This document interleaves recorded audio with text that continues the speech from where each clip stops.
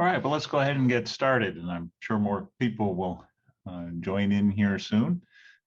My name is Tom Backley, and I'm the CEO of the Beach Cities Health District, and we're very pleased to have you join us tonight in the Safe in the South Bay series. This is our 7th one. We haven't done one since April, and so we're pleased to be back. This is an opportunity for information sharing and perspective sharing, and for people to ask questions of experts about how do we live with COVID here. And it's been going on for over 18 months. And I think we're going to have some positive news tonight. There is some timely information as it relates to vaccines.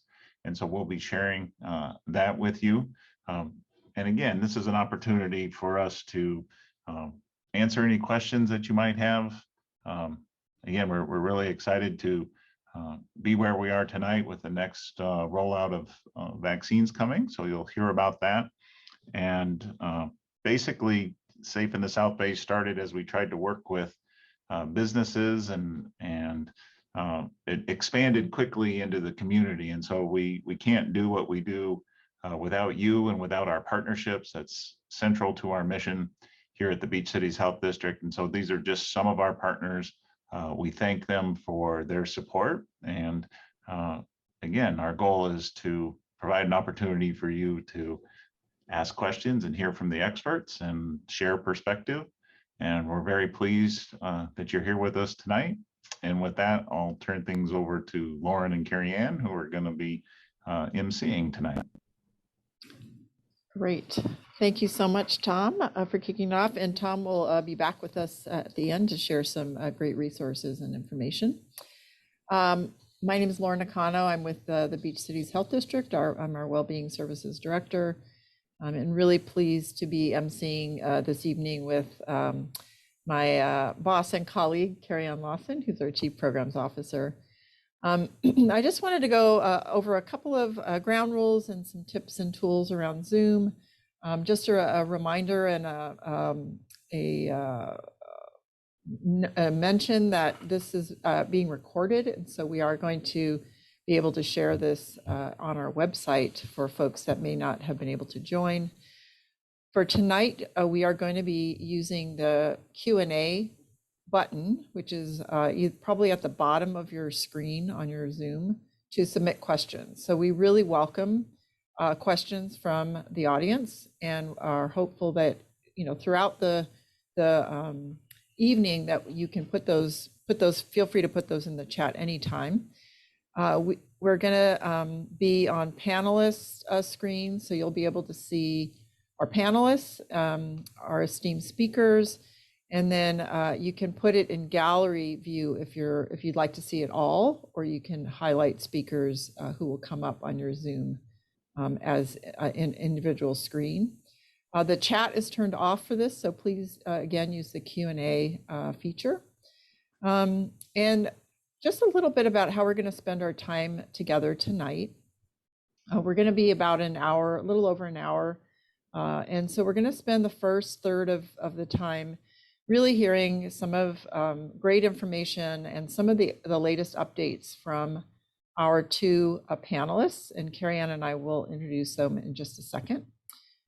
We also are going to be then transitioning to the Q&A part of this evening, and what we're going to be doing is going through some of the pre-submitted questions. So thank you to all of you who submitted questions in advance, because we'll be going through those in the beginning, and then we will also be pulling up the questions that you include in the Q&A feature. So with that, I'd like to turn it over to Carrie Ann Lawson, and we'll go ahead and introduce our esteemed panel. Good evening. It's my privilege tonight to introduce you to Janina Lord Morrison. Dr. Morrison is the Director of Clinical and Preventive Services for the Division of Chronic Disease and Injury Prevention at the Los Angeles County Department of Public Health, the Medical Director of the Wellness Center at LA County USC Medical Center, and a primary care provider. During the COVID-19 pandemic, Dr. Morrison has served as Chief of the Physician Consultation Unit and now works with the Vaccine Preventable Disease Division. We're very fortunate to have this very busy doctor with us tonight. Lauren? Great, and it is my pleasure to introduce Dr. Graham Say. He has served at MemorialCare Miller Children's and Women's Hospital of Long Beach for more than 20 years, and in 2017 added an administrative role to his responsibilities when he became the Chief Medical Officer. He is a board certified in pediatrics and pediatric critical care.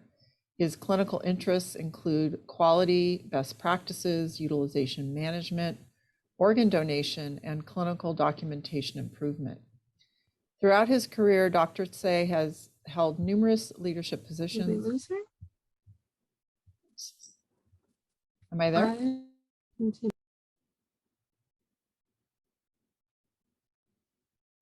Can you hear me? Okay. Dr. Say has held numerous leadership positions. He served on several medical staff committees and gained extensive experience in teaching at Miller Children's and Women's. He has received numerous awards, including Physician of the Year at Miller Children's and Women's. During the COVID pandemic, he serves as the physician in charge of the Hospital Incident Command Center for both Miller Children's and Women's and Long Beach Medical Center. As physician in charge, he contributed to the team in epidemiology and infection control decisions, physician support, communications, coordination, and staffing, and creation and implementation of COVID-19 units and clinical practices within the two hospitals. So Dr. Say will kick it off for us tonight, and I'd like to turn it over to you. Thank you very much, and thank you very much for inviting me to speak. I hope you find the information, certainly it's timely and informative. Next slide, please. There's been a lot of conversation around, obviously, vaccines. There's a fair amount of vaccine hesitancy there. How did these vaccines get approved so quickly? Are we experimenting with ourselves and our children? And I want to try and put some of those fears and misperceptions and frankly myths to rest. So I'm going to start with talking about how vaccines are approved. The COVID vaccines have started as under what's called emergency use authorization. Some of them have gone on to full approval, but many of them, the indications are still under an emergency use authorization.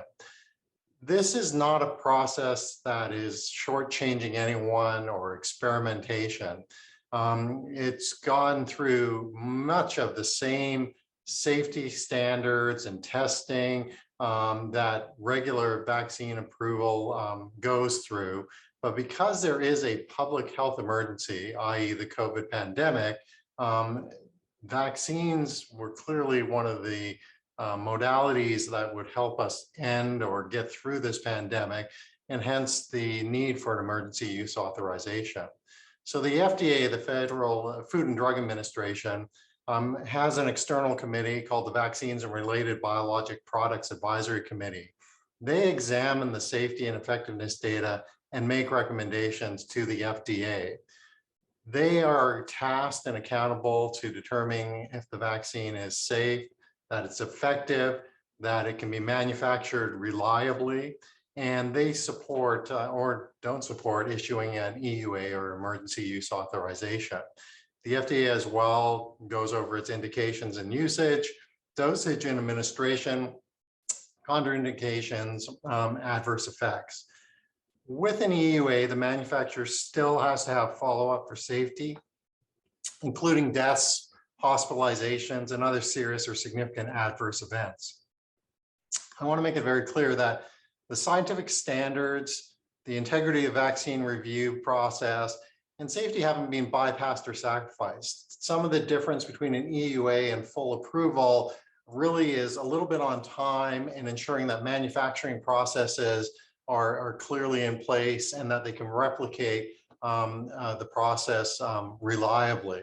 But you can see with the graphic on the right-hand side, the different steps that go through. And if the public health emergency actually stops or it ends and is resolved, the EUA actually terminates. Next, please. So again, this was brought on by the public health emergency. And so I want to emphasize it again, not off the cuff. This is not a last ditch effort. This is not Hail Mary, and it certainly is not experimentation. They've gone through the vaccines, the COVID vaccines specifically, have undergone the same study process. There's been tens of thousands of study participants to generate the required non-clinical, clinical, and manufacturing data, and full evaluation of the chemistry, the manufacturing controls, and the quality and consistency has been upheld. And one of the key metrics is that the known and potential benefits of the vaccine must outweigh the known and potential risks of the vaccine. There's got to be obviously more benefit than risk. Next, please. So people have wondered, well, how did these vaccines really get developed so quickly? If you think about it, our public health emergency started in March of 2020, and we were administering vaccines in the second half of December of 2020. And it really was an unprecedented cooperation. First of all, much of the infrastructure and research was already completed and in place. This is not totally brand new technology, though this is the first time that this technology has been used to make a used vaccine or a vaccine in use. A lot of coordination amongst governments, international counterparts. There was a lot of sharing on the genomics of the virus, cooperation between academic centers, nonprofits, and obviously the pharmaceutical companies. There was also a tremendous amount of investment into the infrastructure by our federal government, promising to buy the vaccines, supporting them. And that's how they got developed so quickly. Next, please. So I want to go over the difference between the FDA and the CDC because they both play a role. The FDA licenses a vaccine if data demonstrates safety and effectiveness. The FDA also issues detailed prescribing information. In the process to get fully, or not fully approved, but for the EUA, the FDA has to go through approval, and then the CDC reviews it. They as well have an external committee called the Advisory Committee for Immunization Practices that reviews all the data. They look at disease epidemiology, public acceptance, the vaccine supply, the cost, and makes recommendations on how to use these vaccines. And so all of the COVID vaccines have gone through this same process. Next, please. So the COVID vaccinations that are available for use in the United States, there's currently 3. Pfizer, BioNTech, Moderna, and Janssen / Johnson & Johnson have vaccines in place currently that are approved for use. The one we're talking about tonight in our 5 to 11-year-old population is the Pfizer BioNTech, and its trade name is Confirm. I can't even pronounce it. It Confirm.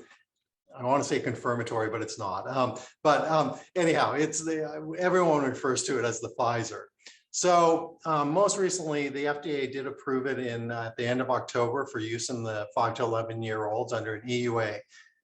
They found it was very effective in preventing COVID-19 infections, over 90%, that there were no serious side effects.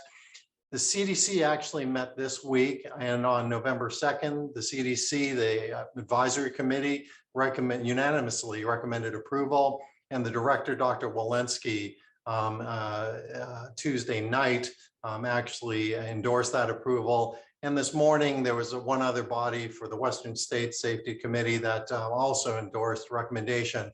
And so as of today, the vaccine is approved for use in the 5 to 11-year-old population. And there's already been the 5 to 11-year-olds starting to be vaccinated even as early as today. Moderna and Janssen are doing various studies. They have not submitted data to the FDA or the CDC at this point in time, but we may be seeing their approval in the months to come. Next, please. Just wanted to talk about mRNA vaccines because these are new and emphasize a few points. So what an mRNA, it is the mRNA is wrapped in a coating. It gets brought into the cell by the cell. The mRNA is a little piece of material that codes for a certain gene. And the gene for the COVID vaccines is for a spike protein. And this is a protein that the coronavirus or COVID-19 has on its surface. So in our cells, a body called the ribosome produces this protein, this spike protein. So number one is you're not being vaccinated with COVID-19. You're being vaccinated with a small piece of mRNA. So you cannot get COVID from the vaccine at all. It is not like a virus that has been attenuated or reduced in causing disease. This is a piece of mRNA that codes for a piece of the virus. So it is not the virus at all. The spike protein then gets displayed on our cells. Antibodies are formed against the spike protein, and those antibodies are also effective against the COVID-19 virus, the coronavirus, which protects the individual against getting infected or getting significant infection. The mRNA, once it's produced these or being decoded to produce these spike proteins, gets degraded and removed from the cell. Never does this material go into the nucleus of our cell. It does not interact with our DNA. It does not become part of our genes. It merely produces this spike protein. Next, please. So one of the key differences for the 5 to 11-year-old population is this is going to be a different dose, or this is a different dose than for the dosage in 12-year-olds and above. And this was determined by doing studies with this age group. And they took individuals, separated them into groups. Some got the same dose as adults, which is 30 micrograms. Some got 20, and a group as well got 10 micrograms. So a third the dose for those 12 and above. And what they found is the response, or how much antibody response was produced with the smaller dose, the 1/3 dose, was very similar to the 16 to 25-year-old group who received the larger dose. So we always try and minimize the dosage that we need to use. And they found that in the 5 to 11-year-old group, we can use a smaller dosage and get the very similar response, meaning similar antibody response. The side effect profile is similar, and I'll talk about that in a little bit. There were no major adverse events with these people and children that got the vaccine. And they obviously looked at the benefit risk. And the benefit obviously was preventing cases, preventing hospitalizations, preventing ICU admissions, deaths, and looking as well at myocarditis cases, of which they found none in their study population. Next, please. Some of the side effects, pretty typical for any type of injection, but fairly mild. Injection site pain. It is an intramuscular injection, so a sore arm, redness and swelling at the injection site, fatigue, headache, muscle and joint pain, chills, fever, swollen lymph nodes, sometimes a little bit of nausea and decreased appetite. Pardon me. Most importantly is, there were more reported side effects, were more common after the second dose. But again, all generally mild to moderate within a couple of days of the vaccination, and most went away within 1 to 2 days. Again, nothing very severe. Next. So I put together a few of the common questions that I've received, that our hospital has received with vaccines, and specifically for 5 to 11-year-olds. Which will hopefully answer some of the questions that may be circulating. So how long will antibodies from the COVID vaccine last? And again, I'll make it specific to the 5 to 11-year-olds, but it is applicable to other age groups as well, is we don't know. We just don't have the data on how long the protection will last. We do have data that shows very high efficacy levels over a 6-month period for these vaccines and these mRNA vaccines. They'll continually be studied.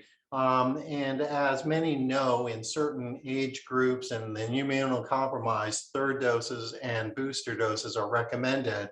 But that ongoing study will continue. It is possible that at some point in time, there will be recommendations for booster doses. For 5 to 11-year-olds, what is going to be considered fully vaccinated? At this point in time, it's 2 doses of the Pfizer vaccine, that reduced dosage, separated by 21 days. One is considered fully vaccinated after the immunologic response has occurred, which is 2 weeks after the second dose. So in total, from start to finish, to become fully vaccinated, it takes 5 weeks, 3 weeks between the 2 shots, and then 2 weeks after. Will 5 to 11-year-olds require a booster? I answered that earlier. It's possible, but not at this point in time. It's a 2-dose series. Can my child get COVID-19 from the vaccine? As I discussed earlier, this vaccine is not, you're not being injected with any part of the COVID virus. You're being injected with a piece of mRNA which codes for a very small part of the virus. There is absolutely no way to get COVID-19 from the vaccine. Should my child get an influenza flu vaccine this year? Very common question, especially given that last year we saw really unprecedented low levels of flu across the entire globe. And my answer to this is absolutely. We still strongly encourage influenza vaccine. And in fact, there's many different reasons why this winter may be a worse flu season than we typically see. We're already in our nation and around the globe seeing increased levels versus 2020. And influenza still remains a very serious disease, which can cause significant illness and deaths in all age groups, including children. So strongly encouraging everyone to get a flu vaccine that are eligible, as well as their COVID vaccine. Next, please. What if my child has allergies or immunosuppressed? I'm going to split this. So if your child has allergies, most allergies, example to foods and nuts, absolutely can get the COVID vaccine. There are some contraindications to getting the COVID vaccine if they have had allergic reactions to previous vaccines, or certainly are allergic to components that are found in the vaccine. And so I recommend discussing it with your pediatrician to just make sure that they're comfortable with you getting a vaccine. If you're immunosuppressed, or your child is immunosuppressed, that's probably even more reason to get a COVID vaccine, because you're potentially at increased risk for serious complications and having a severe case of COVID. Again, discussion with your healthcare provider on determining what's best for your child is strongly encouraged. Will vaccinations mean our children can stop wearing masks? That's really dependent on local transmission rates and guidelines and regulations and what the schools are requiring. I consider it a step towards the time when we can stop wearing masks. All the things that we do are layers of protection, vaccines being one of them, masks, social distancing, hand washing, and all of them play a role. And so again, it's very dependent on where you are and the specifics in your area, as well as what situations we're talking about, schools obviously being one of them. But at this point in time, probably not an immediate stopping of wearing masks. Big question, and I know Dr. Morrison is going to talk about this, but infertility, is it a possible side effect? And is it going to affect my child's ability to have children later? And we don't know exactly where these claims or ideas started, but these are unfounded. There is lots of data now, certainly in pregnant individuals, but there is absolutely no links or suggestion that the COVID vaccines affect fertility in any way. And certainly in our pregnant females, vaccination pre-pregnant, during pregnancy, and post-pregnancy is highly encouraged by all major groups. Should I be concerned of myocarditis? This is inflammation of the heart post-vaccine. So there have been some rare cases of myocarditis, which is inflammation of the heart, or pericarditis, which is inflammation of the covering of the heart. Reported in adolescents and young adults, generally males, after some doses of the mRNA vaccines. However, these are really rare. They tend to be very mild. And it's important to realize that there is a risk of getting myocarditis from COVID-19 infection, which tends to be much worse. And again, it comes down to risk benefit. And so you should always be concerned, but again, assessing the risk and benefit, we still are recommending absolutely to get a COVID vaccination. Next, please. So COVID cases are decreasing or low in my county or state. Should I consider giving, why should I consider giving my 5 to 11-year-old a COVID vaccine? It's a great question. You know, California is actually doing very well in the states. Our numbers are coming down, our case rates are coming down. That's not true in all counties, and it's certainly not true in all states. But the reality is the benefits. Vaccines provide protection against COVID-19 and COVID complications. Children can still get complications from COVID, long-term or long-haul COVID, which can cause sleep problems, brain fog, anxiety, depression. They are not immune to those complications. They prevent, obviously, cases in 5 to 11-year-olds, but every time an individual has an infection and spreads it to others, there's a chance of COVID variants, Delta being the most recent one, of COVID variants forming. And we need to stop this transmission of COVID to reduce the chances of a variant that may not be covered by the vaccines from forming, which could potentially be either more transmissible or more severe, causing increased deaths and mortality. And finally, getting vaccinated prevents the 5-year-old from transmitting COVID to higher risk individuals. Yes, it's true that at this point in time, kids seem to be less affected by COVID with milder cases and more asymptomatic cases. But there are children getting severe disease. There have been absolutely deaths of children from COVID, and children can transmit it to higher risk individuals, whether that be the grandparents that are more elderly, those that are immunosuppressed. Obesity is another risk factor, and being vaccinated helps prevent that transmission. Obviously, the risks are allergic reactions to the vaccine. Some individuals do suffer mild side effects. There is that possibility of mild myocarditis, but when certainly I look at the risk benefits, the benefits for me definitely outweigh the risks. Next, please. So one of the questions I was asked is, how do we prepare or how should we prepare my child for a COVID vaccination? I'm one that believes in transparency and speaking age appropriate, but being very truthful with the child before the appointment. I don't think it does provides much benefit to say, hey, we're going to Disneyland and take them to the pediatrician's office for a shot. You know, that just creates distrust. But being truthful and telling them why they have to get a shot. The choice of words is obviously very important. Trying to create a positive story about the experience, not going to say, oh, the doctor is going to stick a big needle in your arm and hurt you. Using words or terms like pressure or pinch or poke versus pain or shot. You know, saying something like, we're going to the doctor to get medicine that helps you stay healthy feels much different than we're going to have to go to the doctor and get a shot that hurts or something like that. Let them know that you understand their worries. Again, don't try and minimize their feelings, saying it's not a big deal. It's a huge deal to them. We want to acknowledge their fears and their anxieties. Let them know that you're hearing them.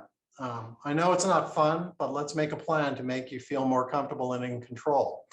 Provide good reasons why they need the vaccine. It protects you from getting sick, keeps you healthy.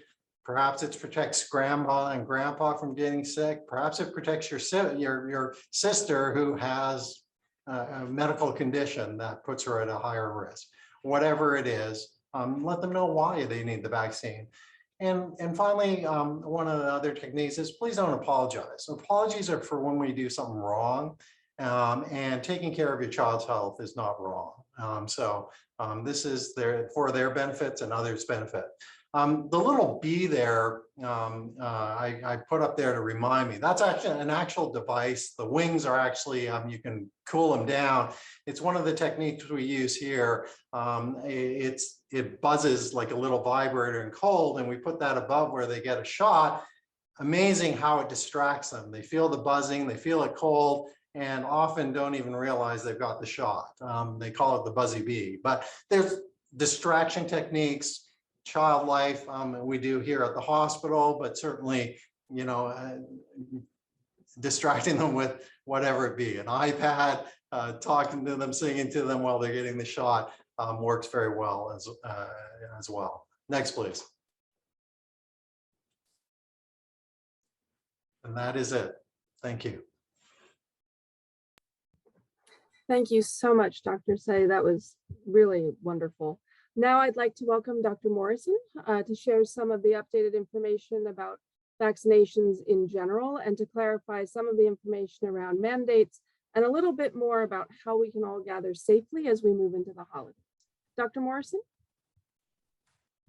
Thanks, Carrie Ann, and thank you, Dr. Say. That was very educational. I'm listening as a public health physician, as a primary care doctor, and also as a mother of a 5- and 9-year-old. So thanks for giving such a great review of the most hot topics. So I'll cover a few other important current updates related to COVID.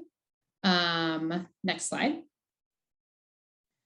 So I just want to briefly give you a sense of how we're feeling in terms of the case rates. So this is a picture of case rates, hospitalizations, and deaths in LA County as far back as March of last year. So to orient you, the green line, that's the highest, that's our case rates. And then we can see orange is hospitalizations and the blue is deaths. And those are on a different scale. The deaths, because they're much lower, are on the right side. Right in the middle, you can see our big winter surge last year, which I'm sure you all remember. And then over on the right, starting in July, we had our Delta variant surge. And so the good news is you can see that we're no longer in that surge. The numbers are coming down. But I do want to highlight a couple things. One is that we do seem to be, we're not really going down anymore. We're sort of staying low. And where we are at right now is actually not as low as we were before the Delta surge.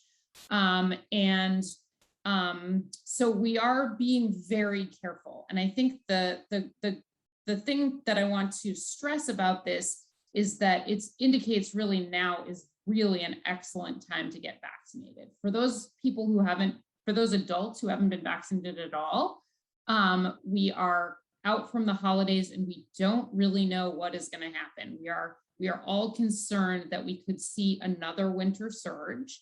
I'm not saying we think it's coming. We're really not sure. We definitely have way more people vaccinated than last year, but we're still concerned. And so for those of you who haven't been vaccinated, we highly encourage, it's really not safe to be unvaccinated. And that also includes children who just became eligible. And then I will talk a little bit more in detail about those of us who are eligible for booster shots. Next slide.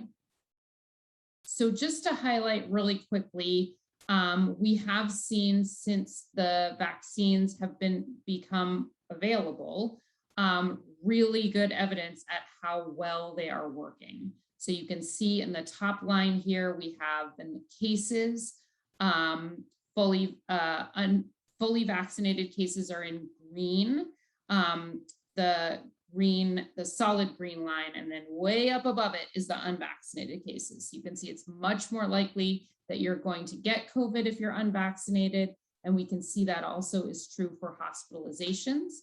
The dotted orange line is hospitalizations in unvaccinated individuals, and the solid orange line, which is very close to the bottom there, shows us that you're much less likely to get hospitalized if you're vaccinated.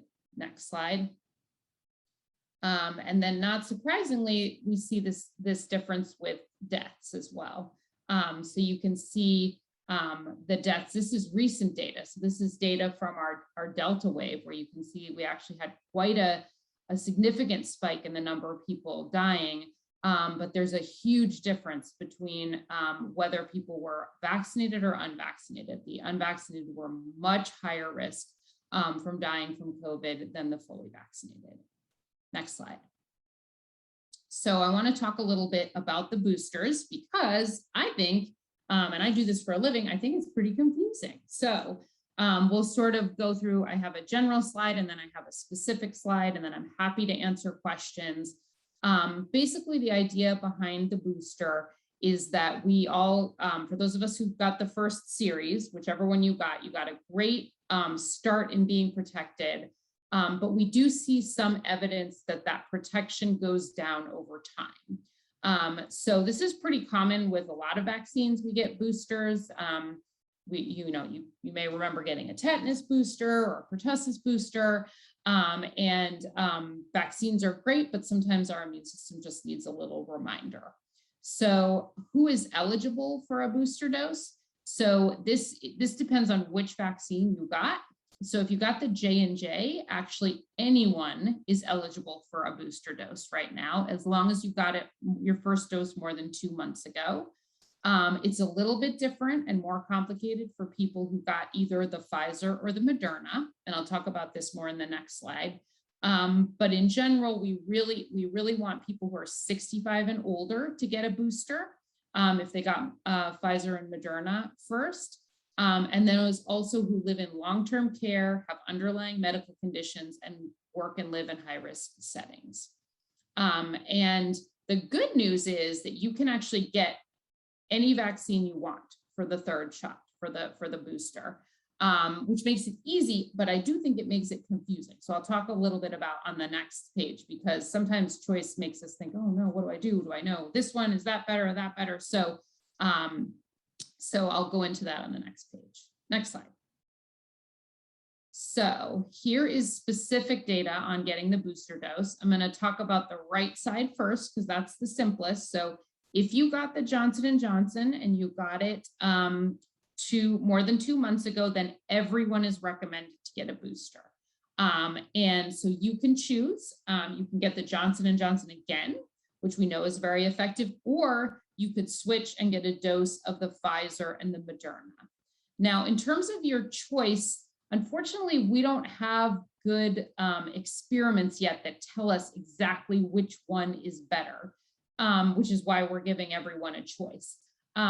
It does seem like with Johnson & Johnson that the technology they use is definitely better once you get that second shot. So we do encourage everyone to get a second shot.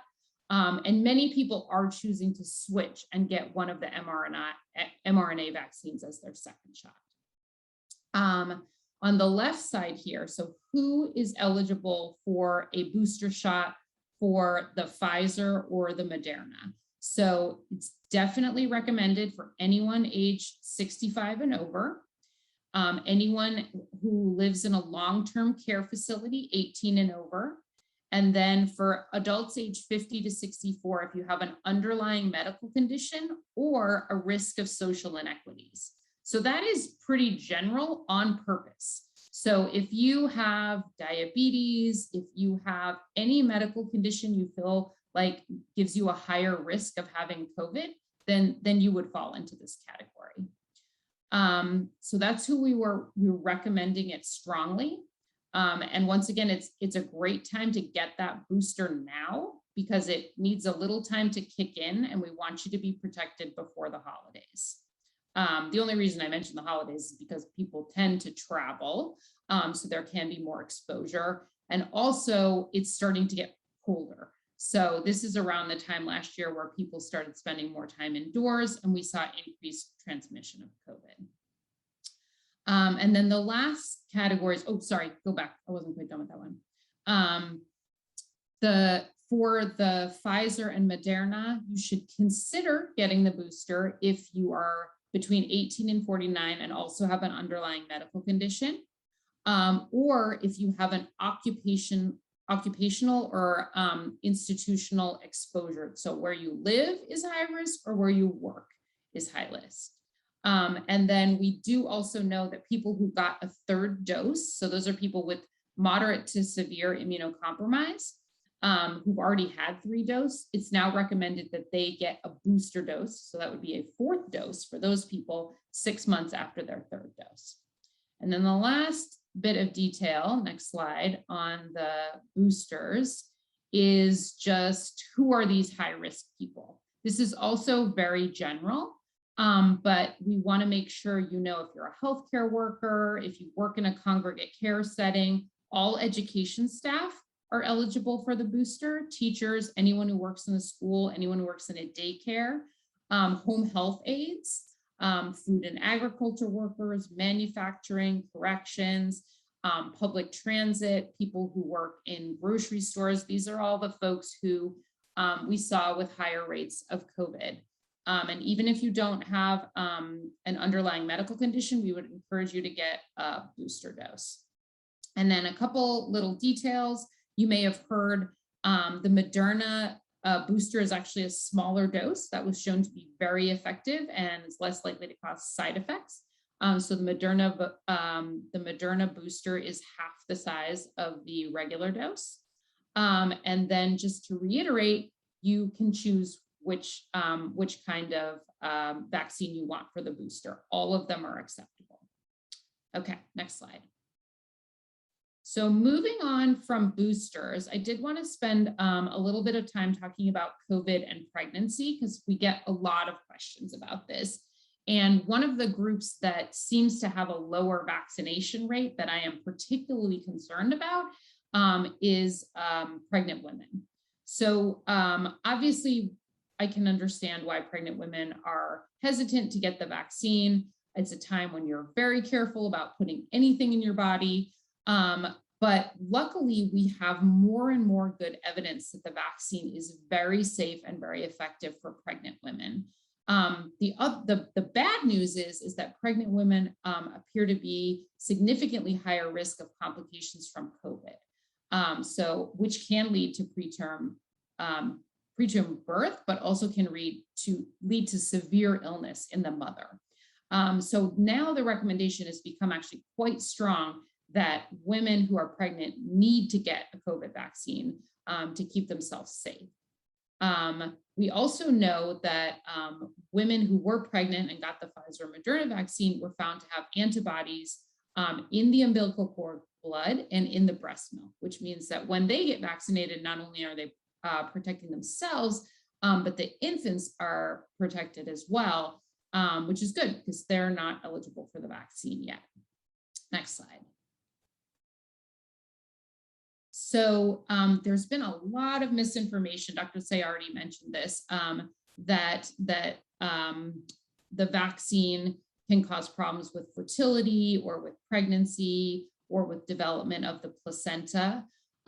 So we now have more than 100,000 women who have been vaccinated, and we have no evidence that the vaccination causes any problem with the pregnancy or with the birth or with the development of the child. Next slide. So just to reiterate, all the expert groups that take care of pregnant women have come out and said that it's very important that pregnant women get vaccinated. We have growing evidence about the safety and effectiveness. So we really encourage women to, pregnant women, or if you're thinking about getting pregnant, to get vaccinated. This also applies to women who are breastfeeding. Similarly, I've heard really warranted questions, is it safe to get vaccinated while I'm breastfeeding? And what we know is that it's very safe, and not only does it benefit you, it benefits the baby. Next slide. So the last thing I wanted to highlight, and then I'm very excited to hear questions, is just the status of where we're at in terms of who's vaccinated in LA County. So this is data from last week. You can see that our older adult population, we have 85% fully vaccinated, which is great. That is our highest risk population. And then I'll just skip to the numbers at the bottom because we don't have to go through all the numbers, but of the 10.3 million residents we have in Los Angeles County, 61% are fully vaccinated.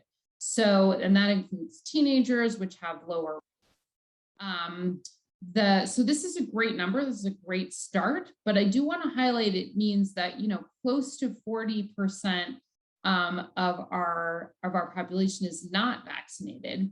And I think Los Angeles County is the most fabulous place to live. And I always tell people that they should move here because it's amazing and it's fascinating. It's such a, there's so many great things about living here, but because it's such a big place, when we have 40% not vaccinated, you know, that's like 4 million people. And that's enough people that the whole community is still at risk. So now that we have children eligible, we should see the number of fully vaccinated go up, but we all need to still keep moving forward so that we can get closer to an amount that will really protect all of us. Last slide. This just shows the progress we've made and the different milestones in vaccination. And I can talk a little bit during the questions about vaccine mandates. One of the reasons we have the vaccine mandates is because we need more people to get vaccinated and we know that it works. So thank you so much for your time. And I'm excited to hear questions. Thank you so much, Dr. Morrison. That was also fabulous. I'd like to stay with you for a moment on the topic of the booster shots. We have a question for parents who are perhaps in their 40s, raising young children who are now getting vaccinated. And then again, for our children who are 12 to 18, do we anticipate booster shots for people in those age groups? Great question. So I'll take it in two different parts. So for people in their 40s, the first thing I want you to make sure is that you don't fall into one of those other categories where getting boosted is recommended, even if you are in your 40s. So do you live in a high-risk environment or do you work in a high-risk environment? Because that actually does include a lot of people who are, you know, working in, you know, a grocery store or working in a school. At this point, everyone who works in those settings should get a booster dose. Now, if you're working from home and you don't have any of those underlying health conditions, we currently do not recommend a booster if you've had the Pfizer or the Moderna. What we know is that those vaccines are super effective. And we do see the waning immunity in some of the higher risk groups. But for those of us who have a healthy immune system, the effectiveness still stays really, really high. So you may have seen some studies that show, oh, your antibody levels drop, or, but in fact, when we look at whether or not those people are actually getting sick with COVID, it's still so protective. The two vaccines for younger people with a healthy immune system keeps us out of the hospital, keeps us from getting very sick, and keeps us from dying. So stay tuned. We're still looking at the data and there may be more booster recommendations, but I don't want people to feel scared that they're not well protected. We do know that those vaccines, it's just such a miracle that we have these vaccines. They are so effective. For the younger kids or for the teenagers, it's also a matter of wait and see. I can ask Dr. Say if he wants to add anything, but children's immune systems are just better than adults. They work better, they fight off more things. And so it's entirely possible that our children wouldn't necessarily need boosters in the same way. They may need them, you know, years from now or next year if we have variants that are changing things. But we don't necessarily think that younger kids will need boosters. Thank you. One more question on this issue of boosters. We have a couple of questions in the chat around how long this boost in immunity lasts and how is it different from somebody who's had COVID and recovered and their immunity? And if somebody was vaccinated and yet still had COVID and is eligible for a booster, should they do that too? Good question. Good question. This is a tricky disease, and there's always a lot, everybody has their own story. So it was a couple different questions. So first of all, how long do we think that the booster will last? We don't know, unfortunately. We're going to keep an eye on it very closely. There's no reason to think that it wouldn't last, 6 months to a year, if not longer. The booster recommendations right now depend on a lot of things, that we had the Delta variant, which came on board, which was very transmissible, that we still have all these people who aren't vaccinated, so that the virus is spreading more. So things may be very different in 6 months, and we may have a different threshold for needing more shots. That being said, it's a really good question. What's the difference between having natural immunity and having the vaccine? We do know that our immune systems are smart, and when we get COVID, they do produce an immune response that lasts, but we don't know how long it lasts. Every person is different. If you had a mild case, sometimes you have a really mild reaction and then it doesn't last very long at all. So we have growing evidence that the natural response to a COVID infection is just not reliable. So for anyone who had a breakthrough infection, we still recommend getting the booster. We know the booster reaction, the way that the vaccine is designed, it's very smart. It takes advantage of our immune system. So you get that really strong effect and it's long lasting. We also know it's not dangerous. If you've just had COVID, it's perfectly fine to get the vaccine. So for someone who's had COVID, they actually just came out with a very important study that showed if you had COVID and you weren't vaccinated, and then you got COVID again, you were 5 times as likely to be in the hospital as if you'd been vaccinated. So unfortunately, that natural immunity is just not as reliable and not as powerful as the vaccines. Great. Dr. Say, did you want to add anything to either of the questions? No, I totally agree with Dr. Morrison. She covered it very well. Okay. I'm going to start with you, Dr. Say, really for this one, because I think there's so much, it feels like, kind of recent information about the FDA approval of the 5 to 11-year-olds. So somebody had sent in a question that was about knowing that, the FDA approved for emergency use only, and their interpretation of the report on it said that the panelists said they were approving it for kids who are at risk, not for all kids, because there's very little that we know about the long-term side effects. And so I know you touched on this a little bit earlier, but I was wondering if you could expand on that a little bit more. Right, and the term emergency use authorization kind of did a disservice to itself, and we've talked about that. I want to emphasize these vaccines have been very well studied, including in the 5 to 11-year-old. As of today, globally, there's been over 7 billion, that's billion with a B, doses of vaccine of the various types given. Pfizer's one of the main ones. And there's always going to be some individuals that unfortunately have a side effect or an adverse event from the vaccine. But I want to emphasize that is very, very rare. So one is lots of doses being given, incidence of side effects very rare. These have been studied in 5 to 11-year-olds and with findings of no significant adverse events. And so clarifying that the 5 to 11-year-old authorization is not for 5 to 11-year-olds at high risk, it's for all 5 to 11-year-olds. And so again, looking at the benefits versus the risks from the vaccine, benefits clearly outweigh the risks of the vaccine. Okay. And you had mentioned earlier, I think, how many kids were in the clinical trials for the 5 to 11-year-olds? I think you'd said tens of thousands or something. No, that was with the original trials for the earlier ones.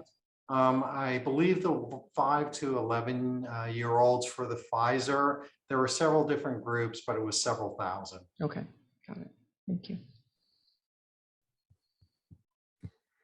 So we have another question around the dosing for 5 to 11 year olds. There are a handful of questions here on this topic. And, Dr. Say, you covered this in your presentation about the different doses that were tested. And this parent writes that they're frightened by the idea that children will be getting varying doses of the vaccine and that parents won't know what dose they're getting. And that there's still an experimentation aspect to this. So could you reconfirm what the dosing is going to be for children and whether or not that's going to be consistent across vaccination sites? Okay, yes, absolutely. First and foremost, this is not experimentation. Again, I'm going to emphasize, these have been very well studied, have gone through all the normal processes for approval. And so it's not experimentation. Secondly, there is a different, oops, sorry, my light in my office just went out, but there is a different dose for the 5 to 11 year olds. But it's not varying doses within that age range, meaning that age group, 5 through 11 years, are going to get a dose of the Pfizer vaccine, which is 1/3, 10 micrograms for those that want to know the exact amount, but 1/3 the dosage that the 12 and above are getting. And again, that was based on the studies that were done that checked different dosing and finding that the response to that smaller dose was very similar to the larger dose in older individuals. And as Dr. Morrison pointed out, kids just have immune systems that are better. They tolerate infections much better than adults do. And if we can give them a lower dose, which usually has less side effects, and get the same response, that's what we should be doing. And that's what that's how they came up with or determined that the 10 micrograms, 1/3 the dose, was appropriate. Thank you. And then one more question in this area. If your child is 11 and is going to turn 12 in between their first and second dose, is it better to just wait until they are 12 and get, the adult dose, or should they start now? Or what are your thoughts on those kids who are right there on the cusp of the cutoff? It's a great question. And if they're turning 12 tomorrow, I'd probably say go and get wait till tomorrow to get your vaccine. But I want to emphasize, we're still in a pandemic. COVID is still a dangerous disease. Kids can still catch COVID. I would not delay. We know that in this age group, they develop a robust response to the smaller dose. If they're 11 or through 11, get them the dose, don't delay, and they're going to get a good immune response. But remember, they're going to need a second dose 3 weeks later.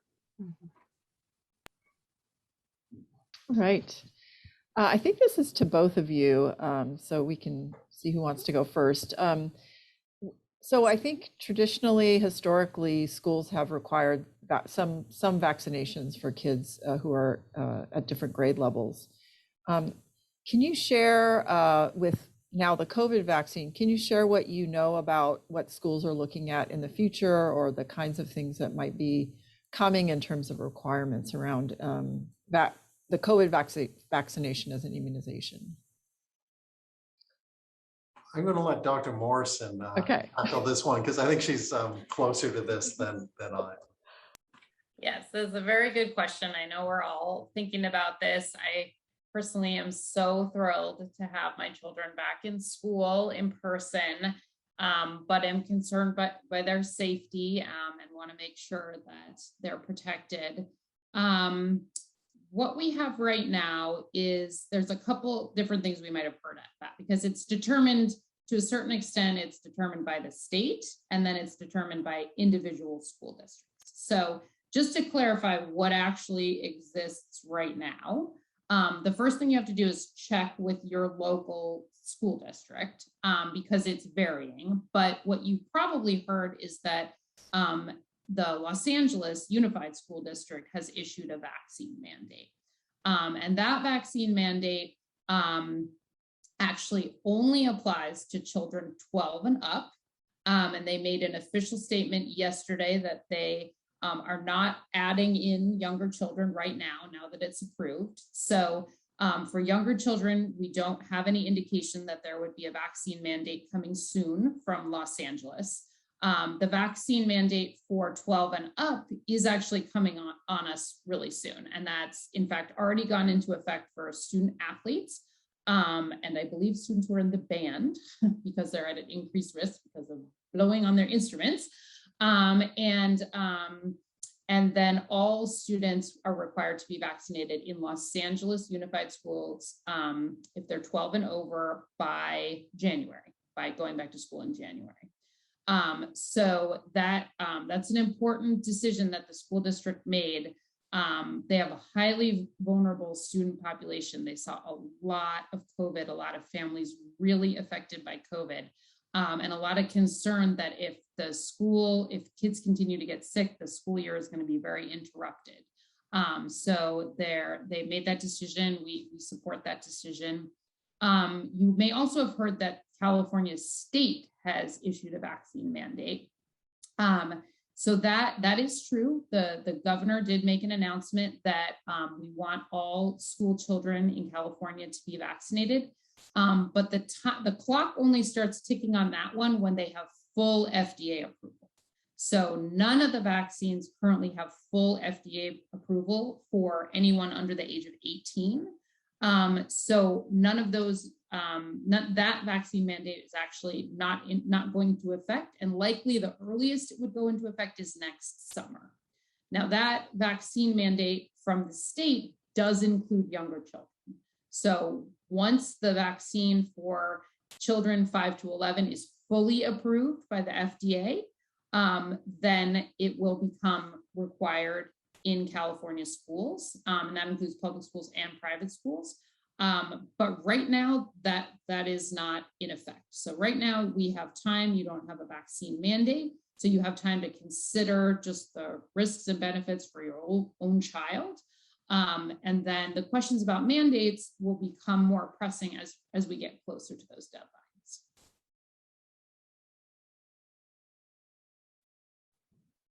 Thank you. As we know, and actually probably starting Sunday, this past Sunday, we're in the fall period of various holidays and gatherings for a lot of families and a lot of different traditions. So we have a question here. Should a child who is less than 1 year old go to the holiday family gatherings if all the adults are vaccinated? And are there any other special precautions like having people mask up if they hold the baby, that families should be considering if they have, these very young infants over the holidays? Yeah, that's a great question. And I'm going to reemphasize what some of Dr. Morrison's slides show, that these vaccines are highly effective. So your chances of getting serious disease, or what we call severe disease, being hospitalized, ending up in our ICUs, or unfortunately dying, is hugely reduced by being vaccinated. True, a 1-year-old can't be vaccinated. And I think it's a case-by-case basis. Certainly if the individuals, the family, there's members at high risk of COVID and its complications, and there's many different risk factors, they have to assess, the fact that the 1-year-old certainly could catch COVID and transmit COVID. They may be asymptomatic, but for the average public, and I hope Dr. Morrison agrees with me, I think it's probably, if everyone at this gathering is vaccinated, I think having the 1-year-old there is fine. I think you do as many precautions as you can, hand washing as well. I think if you're fully vaccinated and without significant risk factors, not masking in most cases is probably not unreasonable. Yes, I agree. I would add that one thing I've learned in this pandemic is that everybody's risk tolerance is different, that everybody's kind of got to decide for themselves. And so to answer a question like that, should I take my 1-year-old to the family party with everyone who's vaccinated? We would sort of just go through, well, what are the ways you could reduce the risk? You cannot go. It sounds like you want to go. So you want to go. Well, what could you do to reduce the risk? And then, if a bunch of people are unvaccinated, then I'm going to say, okay, no, those people need to get vaccinated. That risk is really high. If everyone's vaccinated, then there are little things that you can do. And a lot of people would decide, I don't need to do those things. I'm confident with the vaccines, but some people are really scared and they might decide, we're only going to meet on the back porch, or if someone wants to hold the baby, then we'll ask them to wear a mask. So there are things that you just, based on your level of comfort, can add into the mix to make you feel a little bit safer. And then staying right there a moment, if we can, we have another questioner who writes, I was reading that between Scotland, where there is a mask mandate, and England, where there is not, the numbers of infections aren't that different. This questioner believes that masks work, but also see numbers that show that it doesn't seem to impact population infection rates overall, and wonders why the disparity. And if I'm the only one wearing a mask in a small family gathering, am I really any safer? I'll take that one. I am sorry, I'm not familiar with the Scotland, England data. That sounds very interesting. I will look it up. We do have a lot of evidence that masks work. So it can be very confusing because now there's so many different variables. Sometimes we have the Delta variant, sometimes we don't. Sometimes people were vaccinated, sometimes they weren't. Sometimes they were social distancing, sometimes they weren't. So you can find anything on the internet that says, these people wore masks and they still got COVID. But we actually have a lot of evidence in a lot of different ways. They study literally, can they trace what's coming out of my mouth when I'm not wearing a mask, and they can see it flying towards other people. So I still feel very comfortable saying that, masks are a good idea. And we've seen really good results from the indoor mask mandate that we brought back at the beginning of the Delta surge that actually really helped us to, save lives and keep people safe. So it's tough. I know there's a lot of information out there, but I do think masking is a really good idea. And I feel for you if no one else is masking, what is the point? We actually have good evidence that wearing a mask protects you.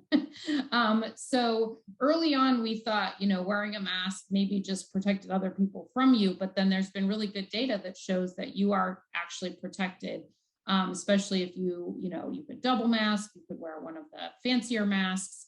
But I do think you can feel good that there's science behind wearing that mask and you are protecting yourself. That being said, if you're using a mask instead of getting vaccinated, then it doesn't make sense. The vaccine is really the absolute best way to protect yourself. I'll just add, in my eyes, it's layered protection, so not just relying on one thing. Second is, it really depends on your mask too. I'm sure we saw on social media those with crocheted masks, not particularly effective.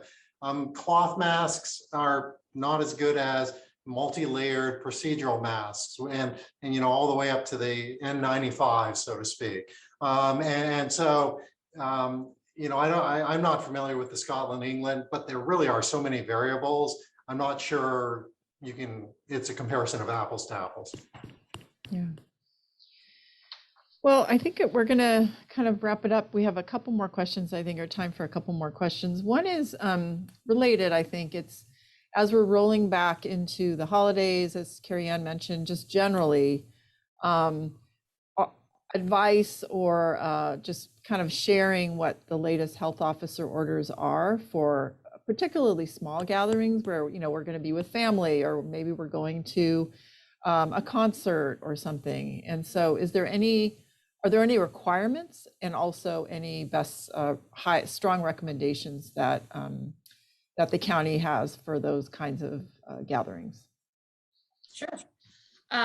So you may remember when we had the safer at home guidance that there were actual health officer orders, there were requirements for all sorts of things, you know, how many people, how many different households you could have.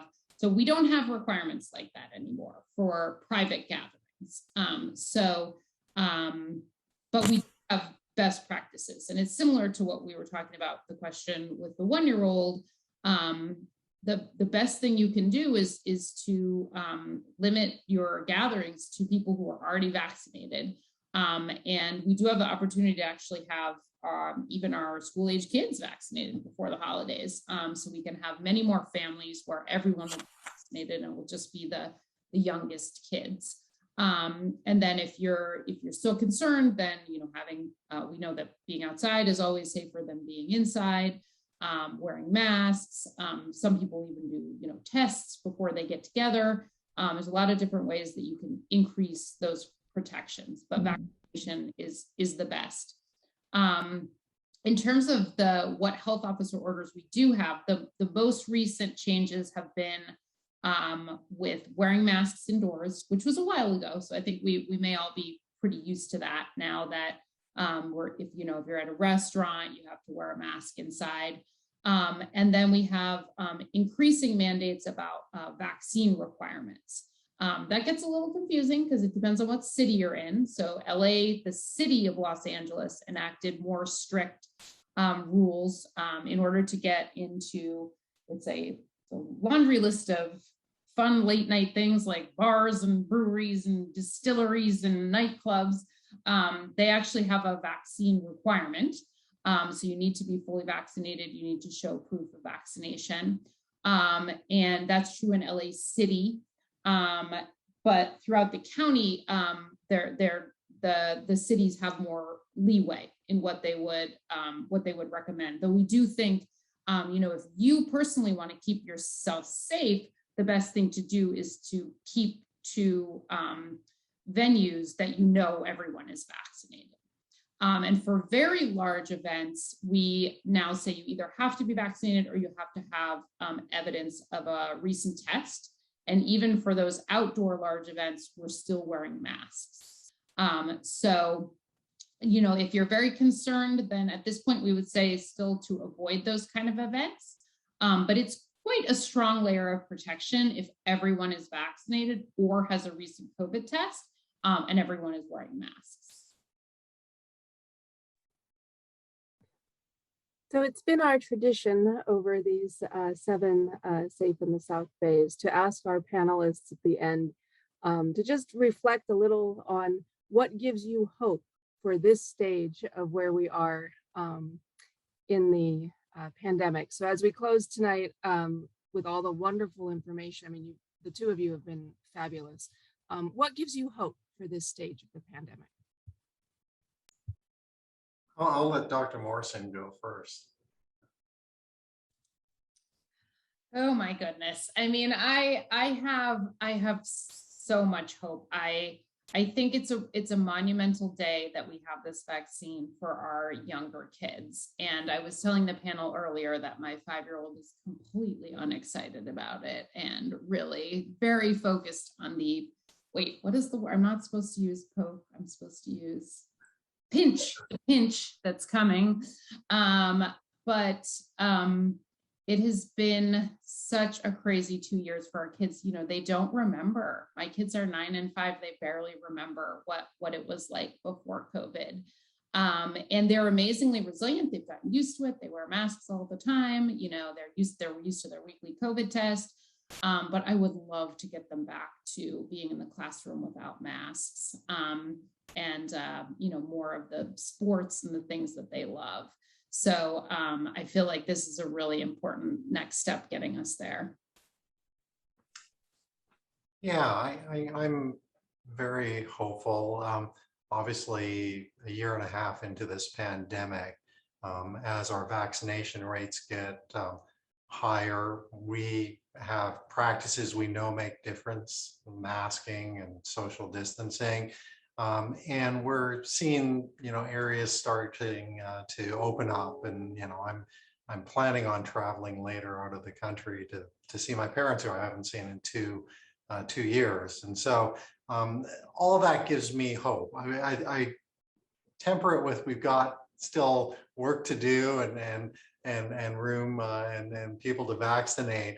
But the support, certainly in our hospitals, with all our staff supporting each other, our community supporting each other, the good work that's being done in our communities around COVID, all of that gives me hope. And we've made certainly so much progress, and there's many silver linings to the pandemic.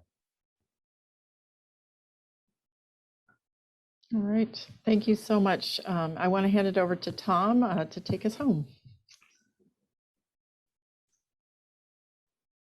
Great, thank you very much, doctors, for joining us tonight. That was a great session, and these just keep getting better. And so thank you very much for joining us, and thank you all for participating. Just wanted to give you some information. A lot's going to be happening here in the next couple of weeks, as we've just been talking about, with vaccines for the 5 to 11-year-olds.